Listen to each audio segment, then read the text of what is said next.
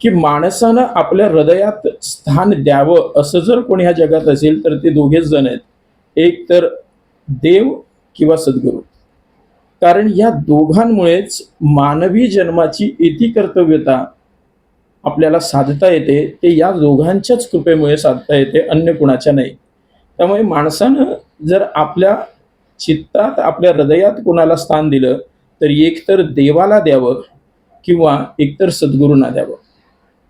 आणि म्हणूनच जसं हनुमंतरायानं आपलं हृदय फाडून त्याच्यात राम दाखवला, तसाच सद्गुरू ज्ञानेश्वर महाराज मज हृदयी सद्गुरू असं म्हणत निवृत्तीनाथ महाराजांना मी माझ्या हृदयात साठवून ठेवलं असं आपल्या सगळ्यांना सांगतात.